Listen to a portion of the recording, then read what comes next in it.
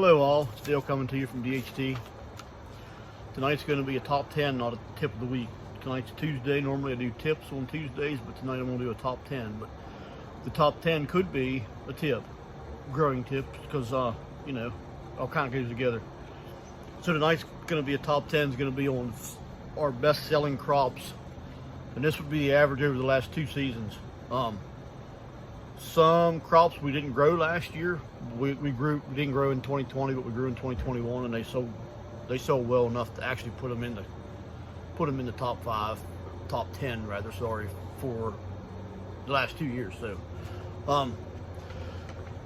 and some of them, I'm going to discuss a few other crops that didn't make the list that would if I grew enough to sell more, because there's some things I didn't grow enough of to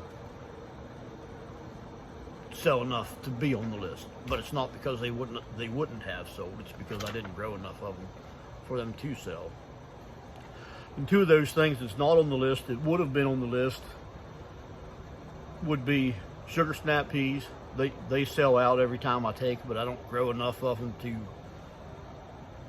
to make the top 10 list. And the reason I don't sell enough of the or grow enough of those is because they're pretty time consuming to pick. They're really good and they do sell good, but it's time consuming to pick them. And another thing that didn't make the list that would have if I grew more, and this year coming in 2022 I'm gonna grow more, would be salad turnips. They sell out pretty well every time we take as well, but we didn't grow enough in 2021 for those to be in the top 10. But so what now is the top 10 from them 2 didn't make the list. But the peas probably won't, because I won't grow enough of them, because there's not enough profit in them, because it takes too much time to pick them. They're hard to pick, they're hard to see. That's why we don't grow enough of them. So they won't make the list. But turnips probably will this year coming. I would guess they'll be on the 2022 top 10 list. So number 10 would be watermelons. We didn't grow any watermelons this year, but we sold some at the farmer's market. We did a trade to a local young couple that has a farm that doesn't set up at our farmer's market. We traded them some beets and other things for some watermelons, and they were sugar baby watermelons. They were probably so big around. They were really good. They sold out almost instantly whenever we took them there. But like I said, they weren't ours. They were a young couple that farms in our area. Their farm's name is Honeymoon Farms. You can look them up on Instagram. They're Honeymoon Farms MD. They're pretty young. They're good growers. They have a CSA. They do, I think, 2 markets a week. In fact, they do a winter market too. But we grew a fair bit of stuff that they bought from us, and we did some swapping out throughout the year. But pretty good growers. So that would be number 10 would be watermelons. Number 9 would be potatoes. Potatoes probably could have went up higher on the list. We didn't grow as many in 2022 as we did in 2021, or we didn't grow as much in 2021 as we did in 2020. Sorry. So they weren't up as high. Hopefully this in 2022 they'll be up higher. I plan on growing them a little different. The last 2 years I grew them kind of like a root stout method of growing, but in 2020 it worked out okay, but 2021 this year it didn't work out as good as it did last year. So I don't know why, but live and learn. It's all learning experience. The number 8 would be paste tomatoes. Believe it or not, paste tomatoes sold better than canning tomatoes or canning tomatoes or slicers. They sold pretty well. In fact, they're not the only tomato on the list, but they're the only bigger tomato on the list. Number 7 is lettuce mix. And when we grow lettuce, we grow probably 7 or 8 different varieties of lettuce in a row. So when we cut, it's already mixed, so we don't have to mix it. We grow some iceberg, we grow some black seeded Simpson, we grow some oak leaf, we grow some butter crunch, we grow lots of different lettuces, but we grow them all in a row, so whenever we cut it, it's already mixed and we just got to wash it. One good tip on lettuce too. I know I'm getting off topic a little bit, but one good tip on lettuce, and whenever you grow lettuce, whether you grow it for yourself, whether you grow it to sell it, whether you whatever, the first thing you do when you cut that lettuce down is you put it in cold water, instantly, cold water.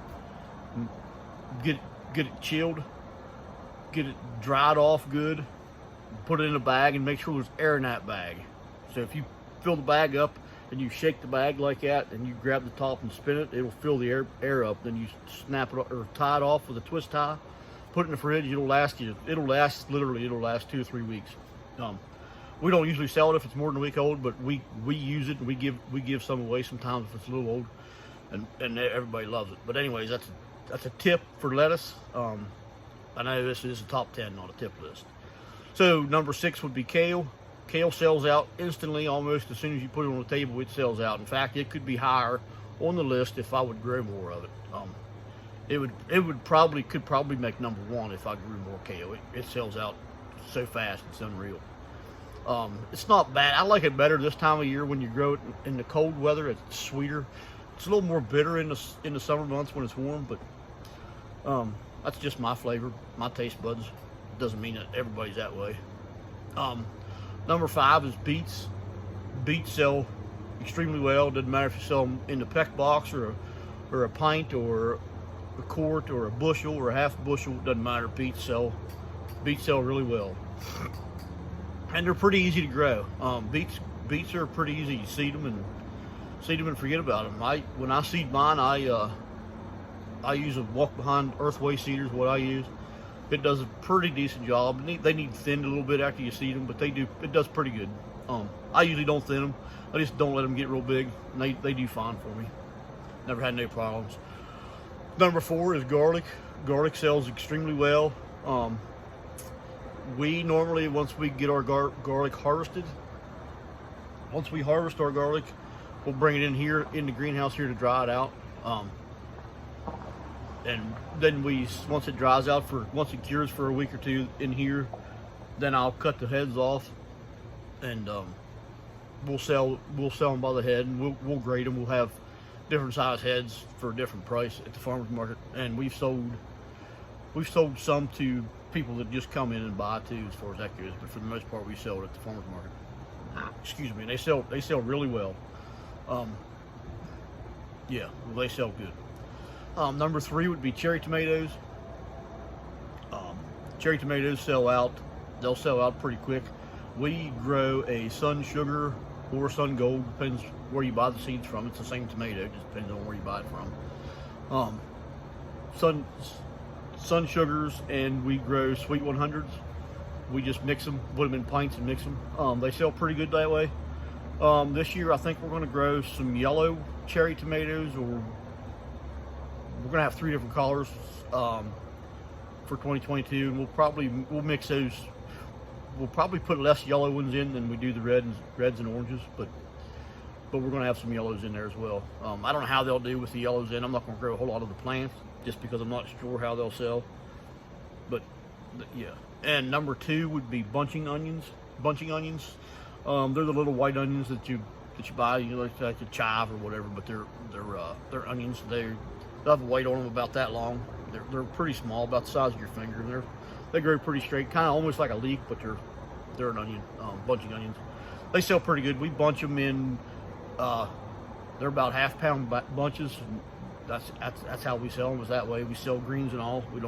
We rinse the dirt off and cut the root back. We don't cut the root clear off because it'll last longer if you let the root on. A little bit of the root on, not all of it.